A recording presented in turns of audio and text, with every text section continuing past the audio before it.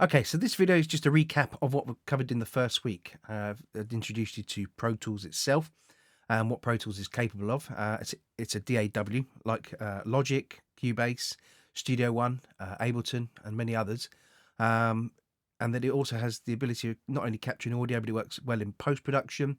You can also do advanced mixing with it as well, with its routing facilities. And it has inbuilt notation from the Sibelius engine because of Sibelius being part of the Avid family. As I mentioned as well, Pro Tools comes in three varieties. You get Pro Tools First, which is the free version. You then get Pro Tools, which is what they call the vanilla version, which is the sort of native one, which you can use on any computer. And then you have Pro Tools Ultimate, or what was known as HD. And just briefly looking at it here, you can see the different sort of track counts and what Pro Tools is capable of based on the sample rates here. So these are the amount of voices you can have, and basically the Pro Tools Ultimate has a far more higher track count, mainly because it's used for post production, for dialogue, music, foley, etc. And then you can buy more inputs as well, or voices as they term it. You can also see here that the amount that you can record simultaneously as well. So Pro Tools has got the normal one is 32 maximum. Pro Tools First is only 4, whereas Ultimate you can have 192. And then you can start to see the breakdown of what else it includes. I mean, actually, in itself, Pro Tools, the sort of paid subscription version, is well featured and has a lot of the there's a lot of the information that Pro Tools Ultimate has. It's just some of the advanced tools are not available. So, in order to operate Pro Tools, first thing you actually need to do is you need to go into your system preferences. Everything on my screen here is located on the right, but at the bottom of your dock, find the system preferences because you'll need to unlock a couple of the keyboard preferences in order to be able to use some of the shortcut keys. So go into keyboard and just use F1, F2, etc. keys as standard keys. Something else you might want to just, if you've forgotten as well with the mouse. Okay, mine is a different, slightly different mouse. But on your wired mouse, you might want to be able to actually set it up that you've got a secondary click on the right-hand side. It'll say primary on both sides. You need to change the one on the right-hand side from primary to secondary. You can open Pro Tools from one of two ways. You can, if you've got it put in your dock, you can click and open it from the dock, which is located here. Or alternatively, you can use the key command as long as you're in the Finder, and you'll know that because you'll see it here. And you can press Command, Shift, and A. That'll bring up the applications, and then you can locate Pro Tools this way as well, which is there. Okay, so you can open that. So we'll open Pro Tools. Okay, so Pro Tools is loaded up, and then we've got our dashboard here. So remember, we've got on the dashboard, you've got three pages: Create, Recent, and Projects. Create is for creating any new projects that you want to do. Recent is opening up any previous projects you've been working on. And then Projects here is to do the cloud-based stuff. First thing you need to actually set up for is a name for the project. So I'm going to call this Session 1, as I did in the lesson. You've got local storage, so that saves it to the actual computer here. You can also then, if you have your clouds signed in for the cloud stuff, you can sign and back it up there. You can also create from a template, which I went through briefly, but we'll come back to another time when we look at that in more in depth. Then you've got your different file types. So you've got broadcast WAV file, which has got the metadata included if you're doing much more Foley orientated stuff. So it's got much more information relating to the project and the audio file. And then you've got AIF, which is Apple's standard protocol. You've then got sample rate, and you've got anywhere from 44.1, which is the basic standard. As I mentioned about the Nyquist thing, where it has to be twice the frequency or sample rate of the human hearing. And you'll notice that it's 44, 88, 176. They are deemed to be the audio specifications, and 48, 96, 192 are film. But most of the time, you'll either be working in 41 or 48. It's important you pay attention to what sample rate you're doing for later on, just in case there might be a conflict and you bring in audio that either has a higher or lower sample rate. They may need converting. You then got 24-bit. So that's the how it assigns the volume and the level to each sample that comes through. Remember saying sample rate is how many times per second the audio is being sampled. So at 44.1, it's 44,100 times per second. And each of those samples needs a value to be put against for how loud that is, so it will enable you to recreate the WAV file. The I/O settings I'd leave as last used. I wouldn't mess around with that. And then interleaved, I would set that so that it whenever you bring in a stereo file, it brings it in as a left-right together, as opposed to separate left and right. And it'll bring them as separate channels. If you have any stereo files, you want them to be linked together, and it will set up the Pro Tools channel to have the interleaved file. The other thing you can do is you can have either prompt for location when you go to save, or you can set a predetermined location. As it says here, it'll put things into my documents, but I actually want it to prompt it because I want to save it to where I want. So I'm going to hit create, and it'll ask me what I want to do to name the session. And for today, I'm just going to put it on my desktop. I'm going to name the same thing there. So I'm going to hit save, and you'll see that actually now it's put my session folder right here. Sometimes it'll open up with just this, so it's got nothing here, and you'll see then if I just move that to one side, so that's the mix session. So that's where your mixing window will be with all your faders and your track list and your groups.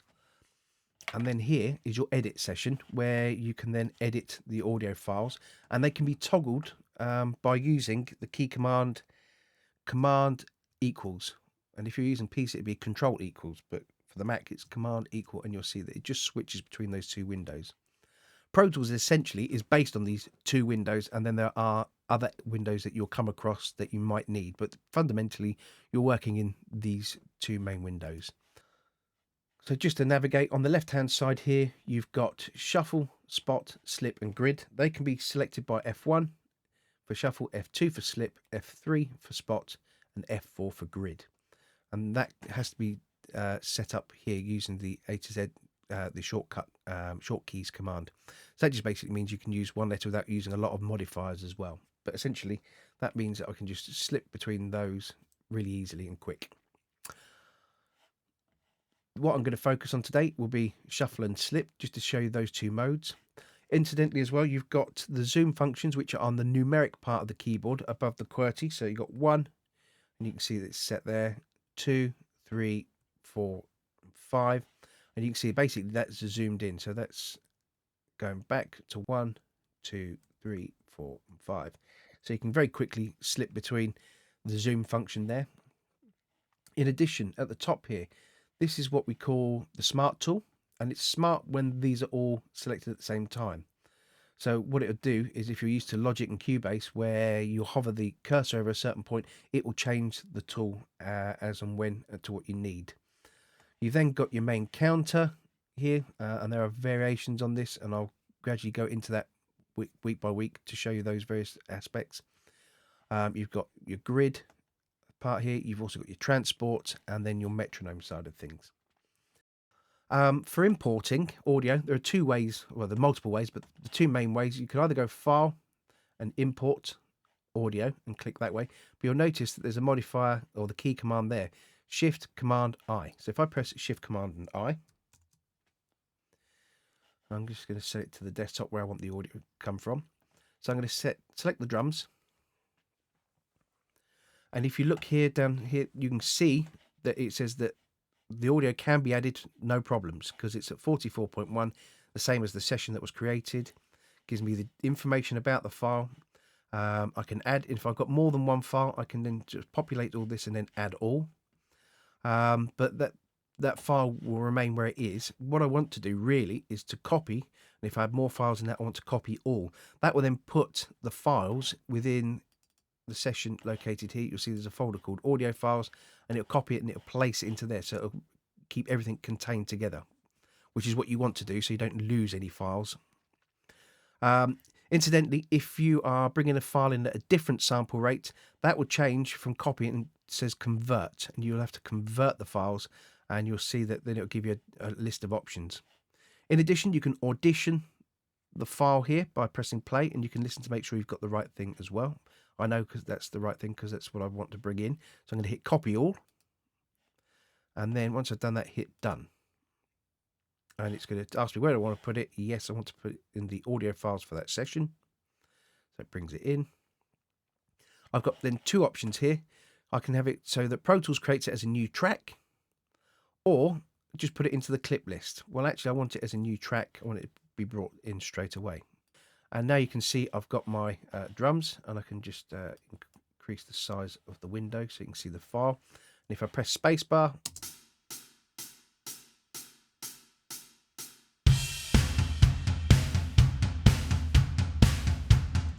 press spacebar again, sounds like a drum kit to me. And by pressing return or the enter key, that'll take me back to 0 RTZ. So the smart tool, okay, depending on where I place the cursor, you'll see that it changes. So here it's set as selection, so I can select the audio. If I set it down here, you can see it's the grabber tool, so I can then move the audio around. Now at the moment I can't move it around because it's set to shuffle. It will not allow me to move anything because it has to butt up either to bar 1 or to the nearest piece of audio. And just to show you how that shuffle works, if I want to select a piece of audio and say I want to get rid of this bit of the drums just to see what it sounds like without, I'll select it and hit the backspace, and you'll notice that instantly it's cut them, and then it's then brought this piece of audio up to the previous one. Whereas if I do it in slip mode and press F2 and do the same thing, it stops it from moving. Why is that useful? It means that if you can quicker editing and you want to bring things together, it's very good. And also for arrangement purposes, you can then play around with the arrangement if you want to change, like a whole part of the song. Does it need this double chorus? Let's get rid of it. Let's find out. And very quickly you can check and play around with the arrangement. You can move different parts of the song around. So it's a very powerful tool from that point of view. You have to be aware, though, that actually if you use the shuffle mode, that you don't move things out of time, because it will snap things to either to another piece of audio on the same channel or back to the beginning. So it can move things if you don't want them to. And the other thing is then, like for example here, if I want to move the drums, if I get rid of this intro here, if I hit with it in shuffle, I can just hit the backspace, and that's moved now the whole drum kit mix to the left. Thing is, if I haven't got anything else selected, it won't have moved that, so everything would be put out of time. So just bear that in mind. Whereas if I do that in slip mode, F2, I can get rid of and trim the audio there, and then hit the backspace, and there it stayed in the same place. Okay, so that's basically what I've gone through is shuffle, slip, the smart tool, and then how to just import a piece of audio, and just the basic navigations to set up a project.